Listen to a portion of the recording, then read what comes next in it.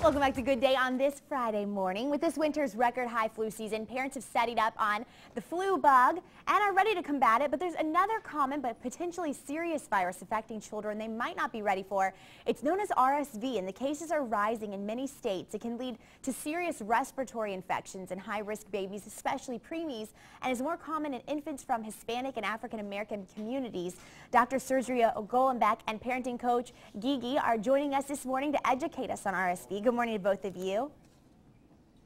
Good morning. So what does RSV stand for, and what is it? RSV is a very common virus. It's a respiratory syncytial virus, very frequently seen in this season between November and April. It's causing about 125,000 hospitalizations per year, about 500 deaths, infant deaths per year in this country.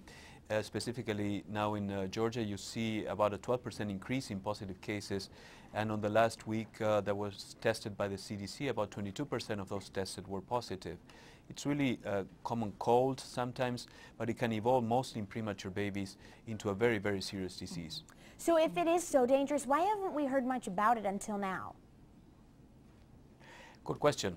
I'm not sure, but for people that do what I do in intensive care of babies every day, it's something that we take very, very seriously, and we really try to educate the parents that have babies in their NICUs so they know the risks and how to try to prevent it. That's great. So can you explain why African American and Hispanic infants are at a greater risk?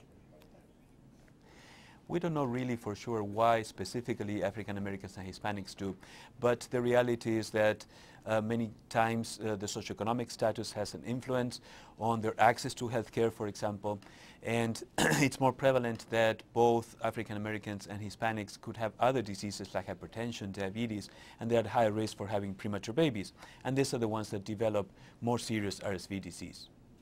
And Ms. Gigi, can you tell us about your personal experience with RSV?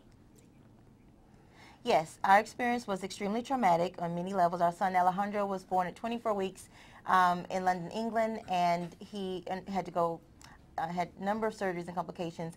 But when we had to go to the hospital in the U.S. For further surgery, it was there where he contracted RSV. Unbeknownst to us, the hospital was undergoing an RSV epidemic, so our son Alejandro had turned blue and had to be rehospitalized for several weeks after that because of RSV. So it was very, very surreal and very, very scary on many levels. Wow. So is there a way to prevent this RSV?